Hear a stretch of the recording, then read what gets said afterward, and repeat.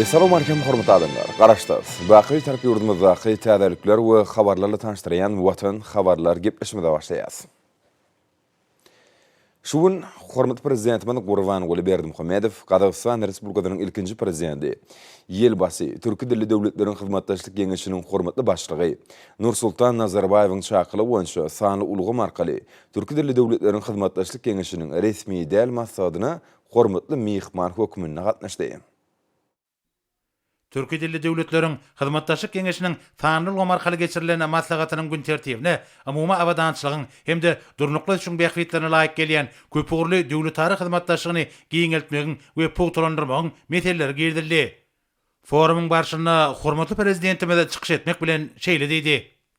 Sen ala hazretiniz Türki dilli ýurtlaryň hormatly döwlet başlanmary.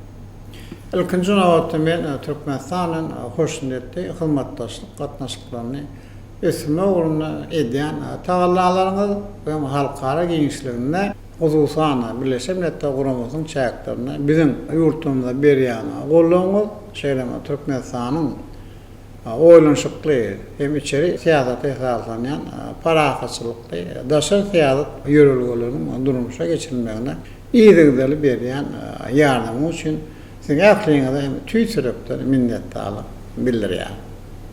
Bir ýagdaý bizim milli häsiýetlerimize mahsus bolup dua dogany özleri gollaw we raýatlyk ýörelgelerine esaslanýar.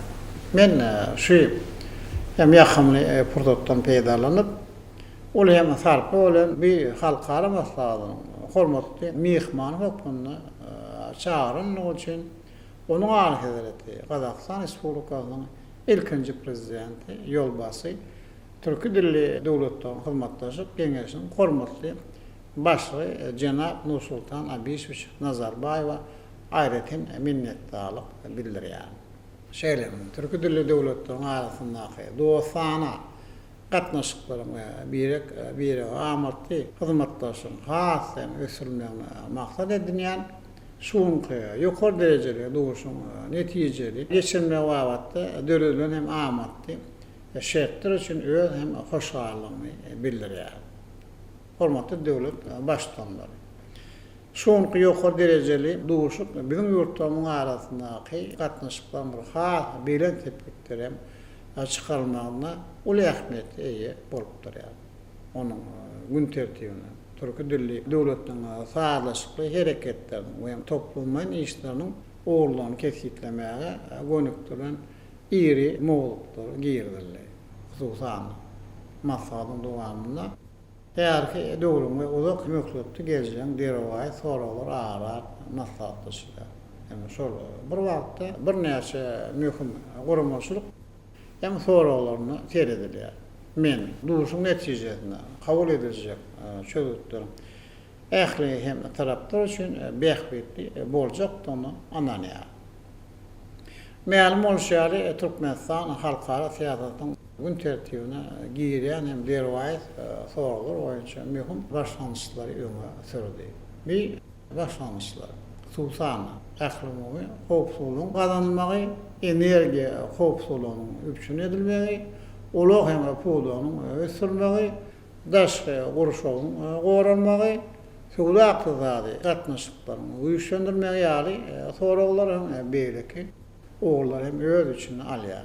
Bizim döwletimiz dünýä derejesindäki bir teklipleri iş ýoluna amala hem aşyna ören çynlyky çemeleşýär. Şonuň üçin şu geçirilen ýokary derejedäki duşukda men halkara ähmiýetli käwrem soraly uly hormat bilen sizin ünsüňizi çekmek isleýär. Ýagny birinciden ähli umumy energiýa howpsuzlygyň üçin edilmegi döwletimiň hem gaýry bolmasy işleriň hem biri bolup durýar.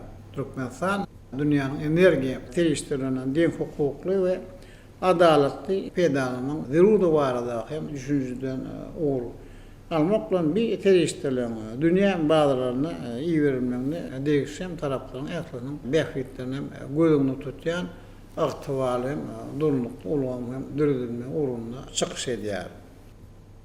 Şoňdan baglyqda bizim ýurdumyz halkara guramanyň şäherlerini esasan hem Birleşik Milletler guramanyň derejesinde bütün dünýä energiýa howpsuzlygy boýunça gepleşikliň ýoly goýulmagyny teklip etdi.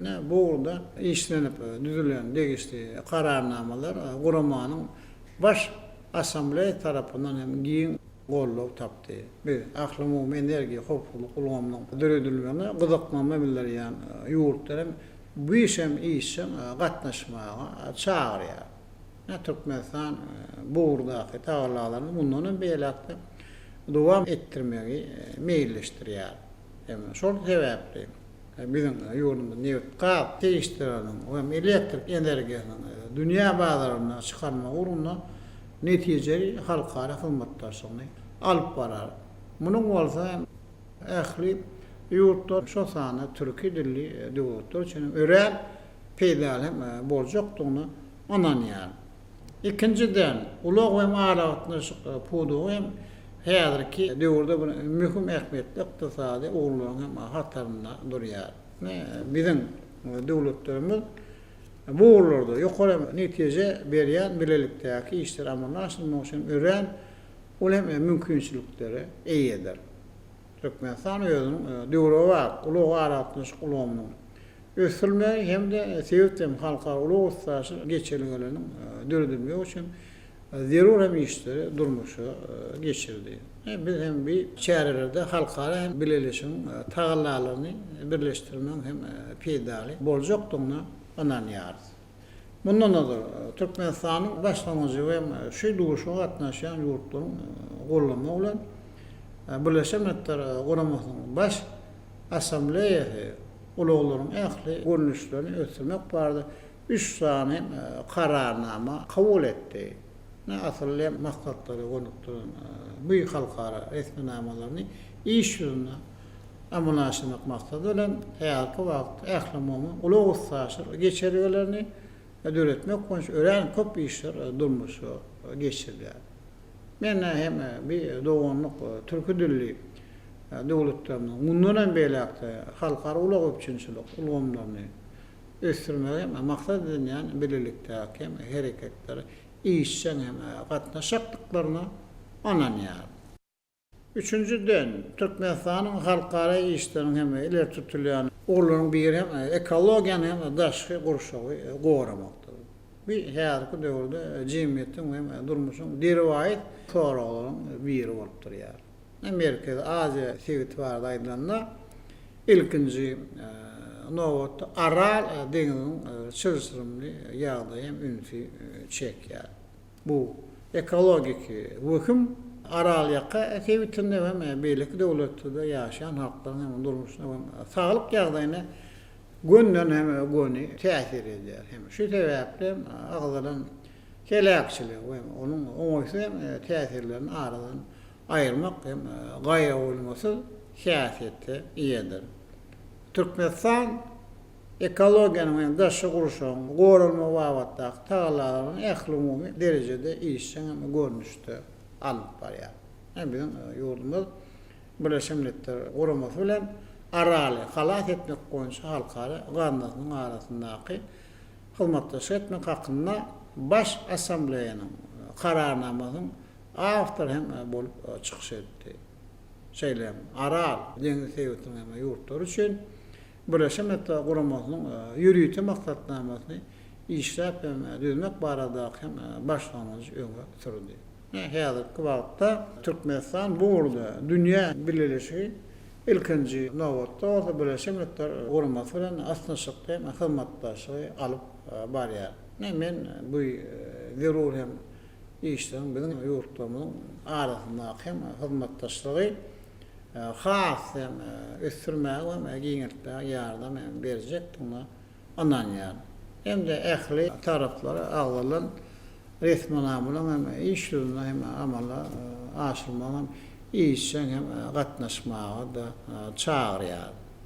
Şoňdan bagda ýokurda agzalan 3 ugru hem halkara hyzmatdaşyň beýleki möhüm ugrulary boýunça anyp barýan işleriň maksady türki dilli döwletleriň arasyndaky hem gatnaşyklary ösürmäge gönükdi bilen resmi namları öz hem beýan hem tapçakdygyny bir ananýar. Hormatly döwlet başdanlary. Bizim ýurtlarymyzyň arasyndaky dost, gatnaşyklaryna medeniyetde alma we bilime uly orun değişdiler. Bu arada emişem belli geçer. Ebevi umumi meden ruhi mirasymyz we gymmatlyklaryny döwletlerimiz arasyndaky gatnaşyklaryň hem pogtolanmagy we giňildirmegi üçin hem bir esas bolup kalmady diýär. Şundan bagda biz Türkiye halklarının medeniyet ve sunat oyuncu halkara kurulmak olan Türk soyun şäherlerini amala aşyrylan birlikdäki maksatnamaların ve taslamaların giňildirmegi maksady laýyk gasaplaýar.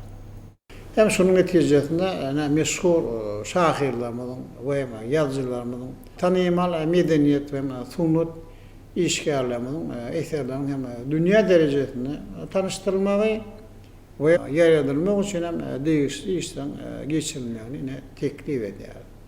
Häzirki wagtda biz 2024 ýylyna meşhur Türkmen Nusow şahyry Maktumly Pragaň 300 ýylyny bellemek boýunça taýýarlyk işlerine başlady. Bu halkara hyzmatdaşlygyny hususany türk dilli ýurtlar bilen bilelikdäki işden hem durmuşa geçirilmelerini uly üns berýär. Hem şu bir wagtda men ýurtlarymyň medeniyet ulgamyny anyp barýan hem hyzmatdaşlygyny hasan işçileşdirmek zerurdyň hem bir ananýar. Hormatly döwlet başlygy, men ýene-de bir dirwayt mesele hem siziň ünsüňizi çekmek istär. Ma'lum bolşýaly häzirki wagtda bütün dünýä öýrenler çynlyka synagy başdan geçirýär. Bir ýyldan orakna wagt bertäze görnüşi koronavirus pandemiýasy ähli ýurtlara uly howp bolup awanýar. Bu howply ýagdaý hem ýeň geçmek üçin dünýä jemgyýetçileriň bilelikdäki uly hem taalla etmek zerur bolup durýar. Türkmenistan ilkinjilen hataryna COVID-19 howpunyň öz çäklerini aralaşmagynyň öňüne almak goýunça toplumyň çäreleri geçirdi. Hem şu bir wagtda bizim ýolumyz bir ýokunjun hem ýaýramynyň garşy görüşmek goýunça bilelikdäki öýlere alalaşykdan çözütlerin taýýarlanmagyna gönükdilen halkara başlanmaçlaryny öňe sürdi. Söyleme bu orada. Sevit derejesinde anyk hem çärelerden durmuşa geçirilmeli hem iýişen gatnaşdy.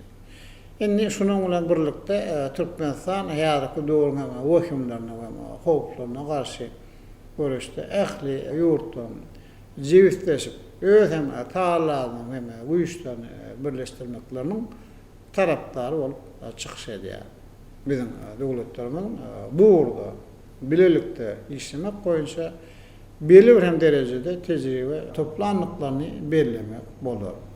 Geljekde ýurtlarymyň sağlygy garaş ulgamlaryny we almy bağlap edaranyň koronavirus pandemiýasyna garşy garaşda egine berip dünýä jemgyýetçiligi bilen birlikde iş alyp barmaklaryny öýrän hem dogry boljakdyny hem nykdamak isleýär. Hormatly döwlet başdanlary.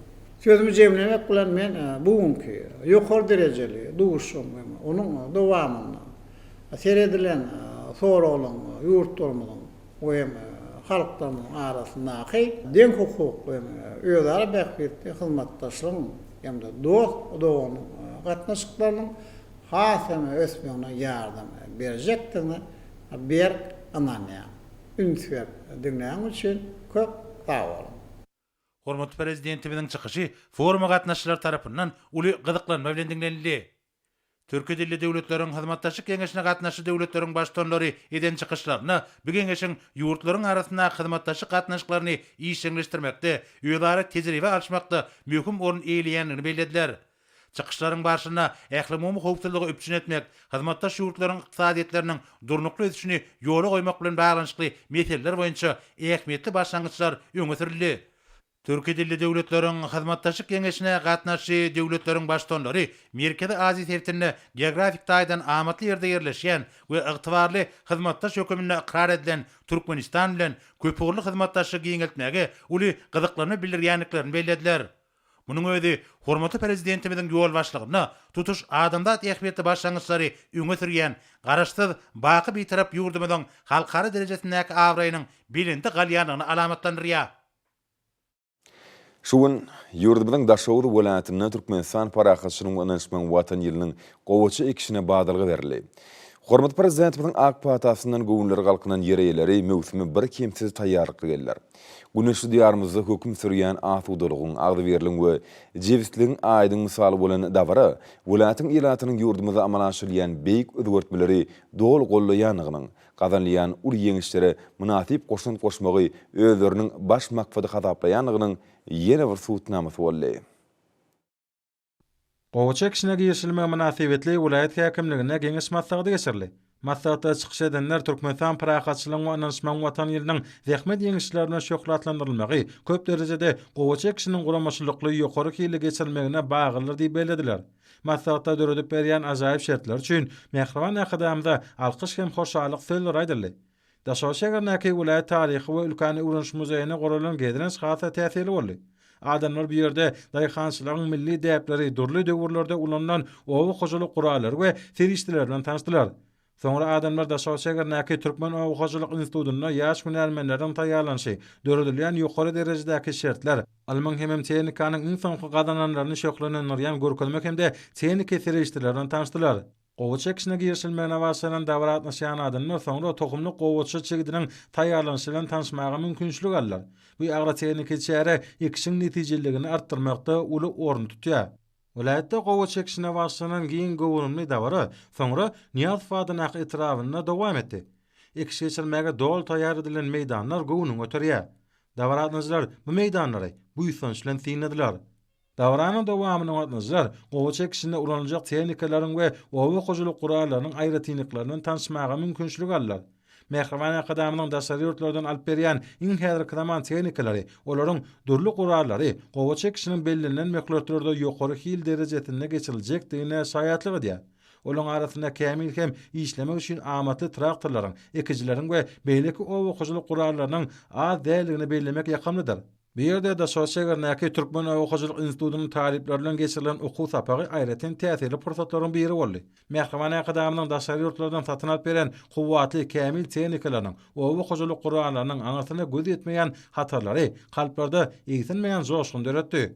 Türkmenistan parahatçylygyň we öňsmen watan ýylyna Daşowry welaýatynyň Pagtazy baga daýhanlary 155.000 hektar meýdanyna ekiş geçirip, ondan 275.000 tonna hasıl almaklygy maksat edinýärler.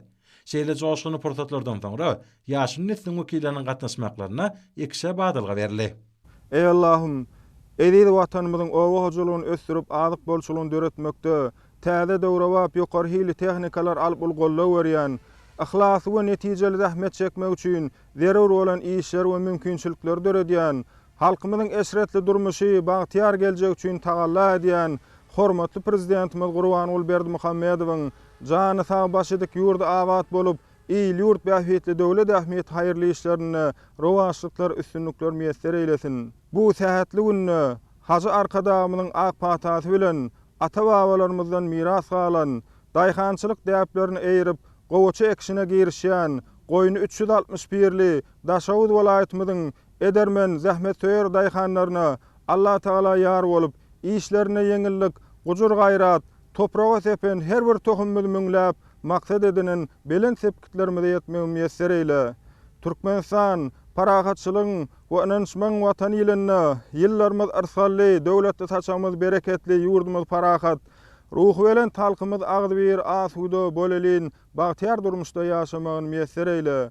Goý dünýä dursun, berkarar döwletimiziň bagtyarlyk döwrüne ähli halkymyzy bir başa jemläp belen sepkitleri alyp barýan gahryman prezidentimiz dursun. Goý dünýä dursun, merdana halkymyzyň dowamaty dursun. Goý dünýä dursun, edil türkmen halkymyz dursun. Goý dünýä dursun, jan watanymyz Türkmenistan dursun. Amin ya rabbil alamin. Rahmet.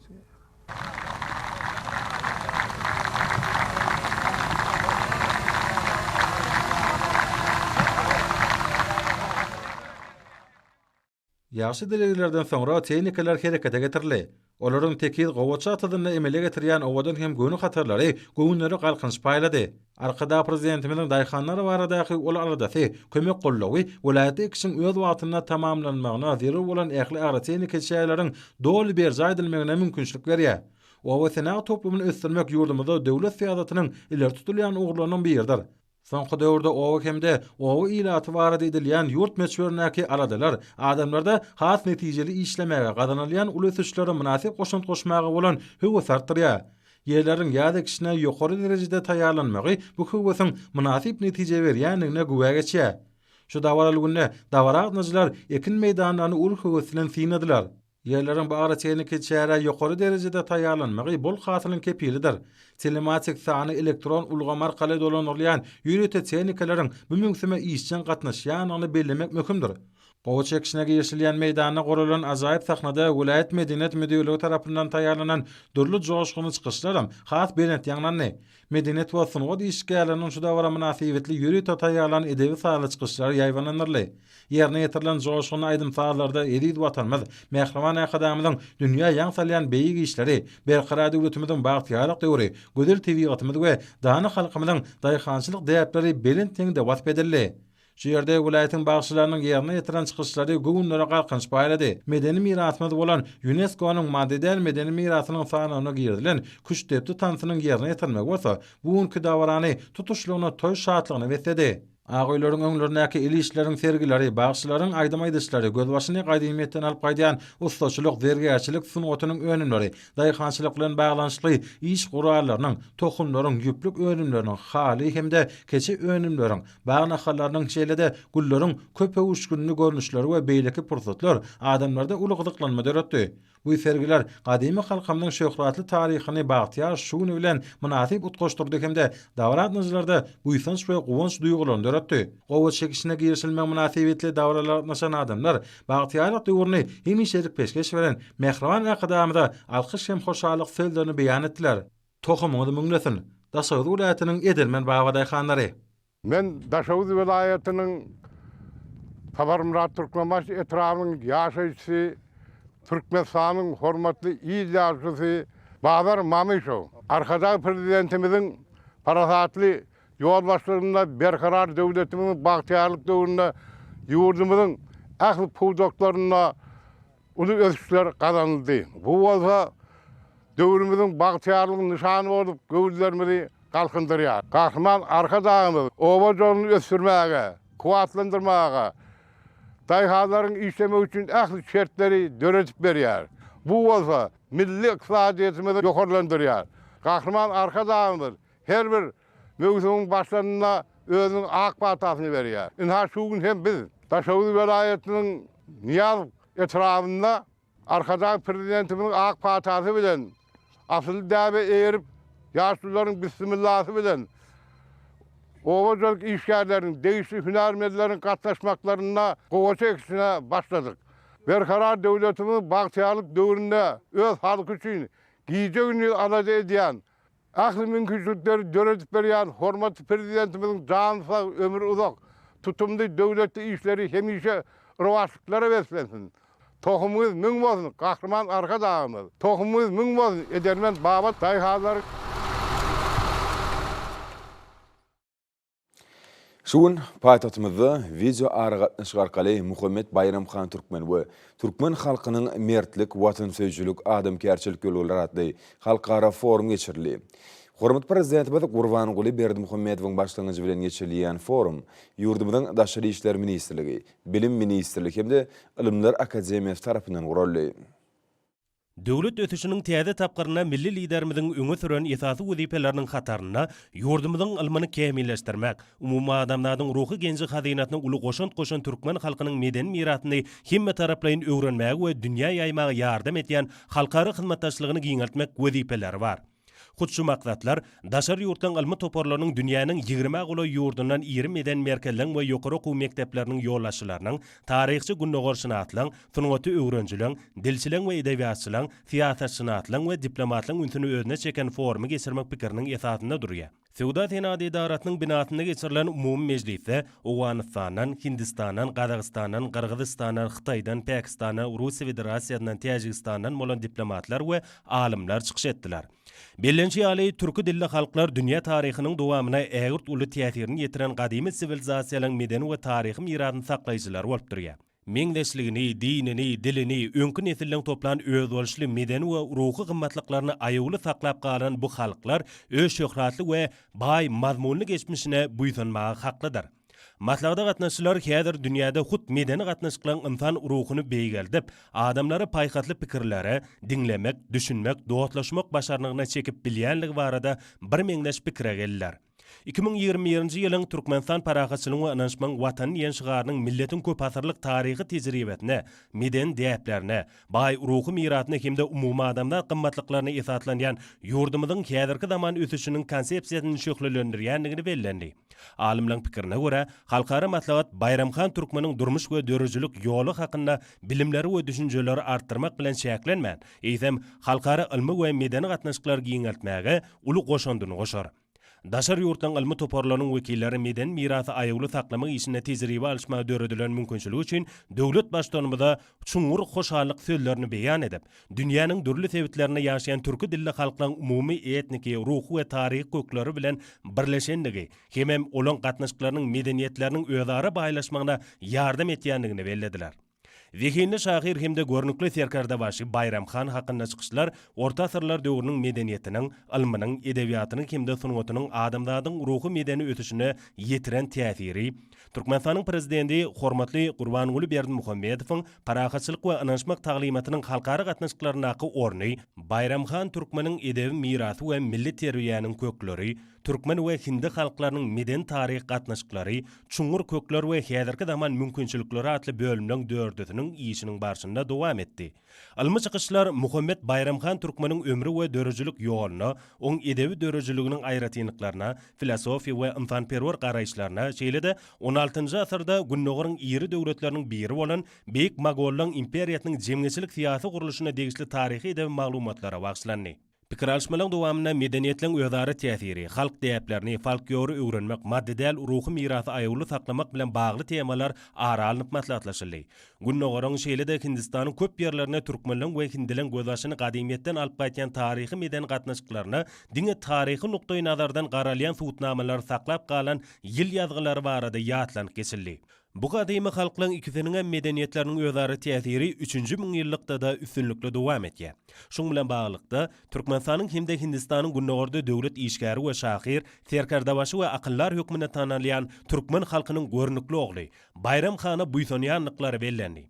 Oň tagallalaryň netijesinde orta asır günnägiriň güýçli döwletleriniň biriniň bir bitewi döwlet hökmüne kemale gelen Beýik Mogollan imperiýasynyň hatiratyna uly işler bitirdi. Bayramxan Türkmen Beýik Mogollar döwletini dolandyranyny, özüni diňe görnükli serkardabaşy hökmüne görkezmek bilen şäklenmän, eýsem baý dörejilik mirasyny, türkmen diline ýazylan şahirany eserleň 350-sini, hemem fars diline ýazylan 600-den gowrak eserleri, joşgunly gazallary, urbagylary, hemem ilmiň dürli ugurlaryna bilimleri, şol sany astronomiýa, lukmançylyk, hukuk ilmlaryny esatlanan tälim mer şygyrlary ýadygarlyk goýdy.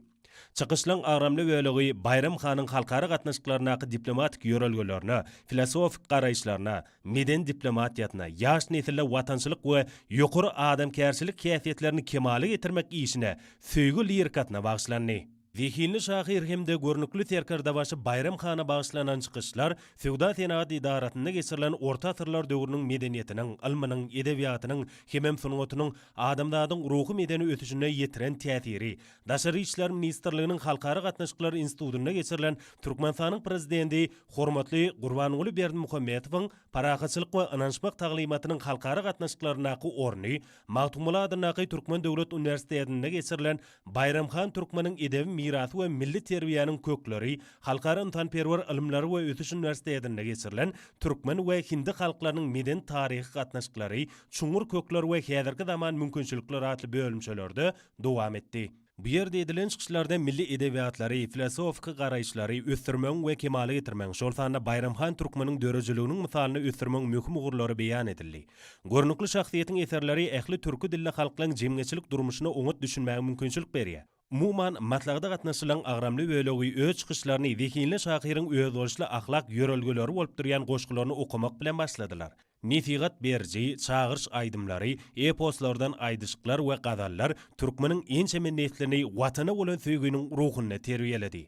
Bayramxan Türkmeniň edebi dörejligini öwrenmek mümkindigini bellemek bilen matlagda gatnaşylar oň adamlaryň uly baýlygy bolup durýanlygy barada bir pikire geldiler. Bu yere yığınanlar ata-babalarymyzyň baý ruhy miratyny öwrenmek we dünýä ýaymak, milli medeniýeti ösdürmäge, almy barlyklary işeňleşdirmäge ýardam etýän içerki oňoýly syýasy ýagdaýy berqarar etmek işinde hormatly prezidentimiziň aýratyn ornuny bellediler. Çykyş edenler türkmenliň taryhy miratyny öwrenmäge, paragatçylygy, dostlygy we agdybirligi pugtlandyrmaň hatiratyna halklary we olaň medeniýetlerini ýakynlaşdyrmaga ýardam edýän netijeli almy gatnaşyklar dowam etmeň zerurdygyny bir agzdan bellediler. Muhammed Bayramxan Türkmen we Türkmen halkynyň mertlik, watansöýçilik, adamkärçilik ýörelgeleri atly halkary online matlagadyň işiniň ahyryna oňa gatnaşdylar. Hormatly prezidentimide ýüllenme kabul edip, onu forumyň üstünlükli geçirilmegine beren gollawy, hemem Türkmen halkynyň baý taryhy meden miratyny aýawly saklamaga, öwrenmäge we dünýä ýaymaga berýän ünsü üçin tüýsürekden hoşallyk sözlerini beýan etdiler. Şugun Türkmenistanyň saýlawlary we salaslaşyklar geçirmek boýunça merkezi toporyň meclis geçirildi. Onu möhüm jemgyýetçilik syýasy şäheriniň Türkmenistanyň Milli Geňeşiniň halk maslahatynyň agdalarynyň birinji saýlawlarynyň netijeleri jemlendi. Meclise merkez saýlaw toporynyň agdalary, merkez saýlaw toporynyň ýanyna dördülen iş toporlarynyň wekilleri, syýasy partiýalarynyň jemgyýetçilik gurumlarynyň jogapkar işgärleri we köpçülikliň habar berişdirýärläriniň wekilleri gatnaşdylar. Bu ýerde möhüm jemgyýetçilik syýasy şäherine taýýarlyk we onu geçirmek boýunça alınıp barılan uly işler bardy habar berildi. Hemde hormatly prezidentimiň ýakyny ministrler kabinetiniň sanly ulgamy arkaly geçiren nowatdaky meclisinde saýlawlary taýýarlama gatnaşan adamlaryň ählisini ministrler kabinetiniň adynyň minnetdarlyk bildirmek bardy tapşyryk berenini gaýdyrly.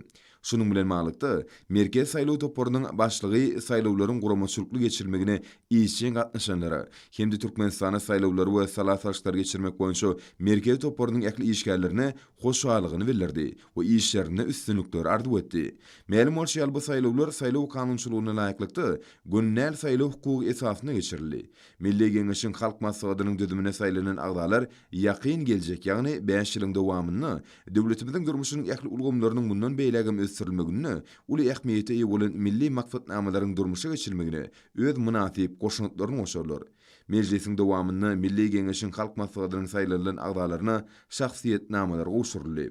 Meclisiň çäklerine saýlawlaryň geçirilişine syýasy partiýalar, jemgyýetçilik gurumlary, raýat toporlary, dalaşgärler tarapyndan bellilen milli sinçilaryň syn etmegi bilen maňa geçirilen işler bardy habarlar dinlenildi. Meclis gatnaşyjylar milli parlamentiň kil taýdan täze 2 palataly düzüminiň dördülmeginiň garaşdyryp Türkmenistanyň syýasy ötüşiniň hukuk esatlaryny pugtlandyrmak, döwlet häkimet idaralarynyň işiniň netijeligini ýokurlandyrmak üçin amatly şertler döretjekdigini ynam bildirdiler. Milli Geňeşiň halk maslahatynyň agdalarynyň saýlawlarynyň berkarar döwletimiziň bagtyarlyk döwründe hormatly prezidentimiziň ýolbaşçylygyna durmuşa geçirilen oňyn özgertmeleriň üstünlükleri beslenmeginiň ygtybarly binýady bolan demokratik ýolguly işçiňleşdirmek ýoluny möhüm ädimi öwürlendigini ýaly. Merkez saýlaw toporynyň meclisiniň dowamyna başga da birnäçe guramaçylyk meselelerini garaly we olar boýunça degişli çözgütler kabul edildi. Mehriban akadamyzyň Türkmenistanyň Milli Geňeşiniň halk maslahatynyň agdalygyna saýlanmak hemde hormatly prezidentimize Milli Geňeşiň halk maslahatynyň agdalygynyň şahsiýetnamasynyň gowşulmagy, Türkmenistanyň prezidenti Gurbanguly Berdimuhammedow adynaky howunlarlyga mätäç şagalary himayet bermek boýunça haýır sahawat garnasynyň döredilmegi münasibetli bilim ministrligine hormatly prezidentimiziň insanperwer syýasaty halkymyzyň bagtyar we estetli durmuşynyň kepili atly maslahat geçirildi. Şeýle maslahat ýaşlar guramasynyň merkezi geňeşiniň hemde aşawa şeger geňeşiniň bilelikde guramaklaryna geçirilip, ol arkadagyň köňül sahawaty, akwaly galkynan ýaş nesilleriň dowamat diýilip atlanyrly. Hormatly adamlar, bolsa ýurdumyzyň welaýatlaryna we paýtagtymyz Aşgabatda 31 martda saat 20-den 1 aprel saat 20-çe boljak hawa barady. Türkmenistanyň hawa maglumat gullugynyň berýän habar bilen tanyş bolan.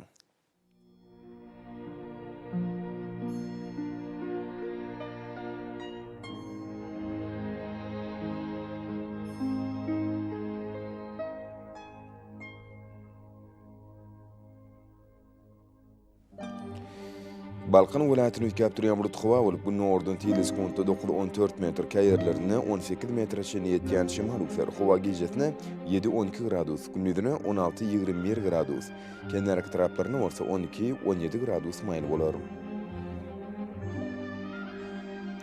Ahal vilayetini ýitgäp durýan bulut hawa bolup bu nordun teleskopda 9-14 metr käýerlerine 16 metrçe ýetýän şemal ufer hawa gijetine 5-10 gradus, gündüzine 13-18 gradus maýl bolar.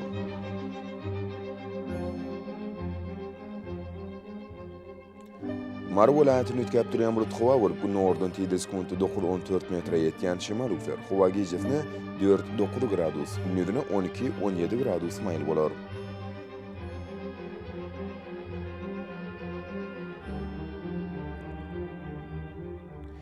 Levap vilayetini ýitgäp durýan bulut hawa bolup Demiradyk nordun teleskopda 9-14 metre ýetýän şemal ufer hawa gijetine 3-8 gradus, gündüzine 10-15 gradus maýl bolar.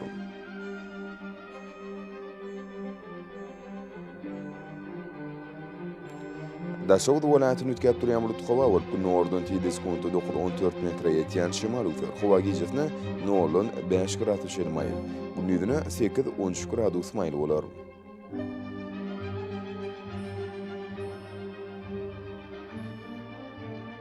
Paytahtymyz Aşgabatda ýitgäp durýan bulut hawa bolup bu nordun teleskopda 12-14 metre ýetýän şemal ufer hawa gijetine 7-9 gradus, gündüzine 16-18 gradus maýl bolar.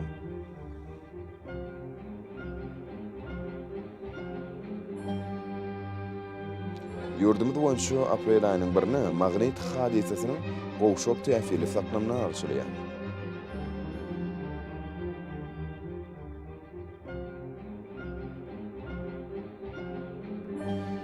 Edid watandaşlar, häzirki wagtda howanyň düzümini tozan bölejikleriniň möçberiniň kadydan 7 götürüm artmagy bilen baglanşykly. Howa şertleriniň adam bedeni ýetirýän oňaýsyz täsirlerini öňüne almak üçin agyl burun örtüklerini ulanmagy, şerdiýat basyny, howanyň derejesiniň üýtgeýäniňi nazar alyp, basyla görä geyinmegi maksat berýär. Mehriban eleşler. Bu düzgünleri berk berje etseňiz, ýylyň istenik basyny öz saglygyňyzy gorap bilersiňiz.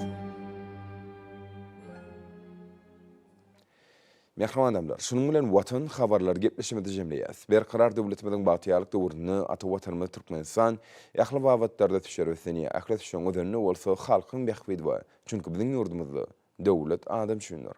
Hoş sağ olun ýerleşler.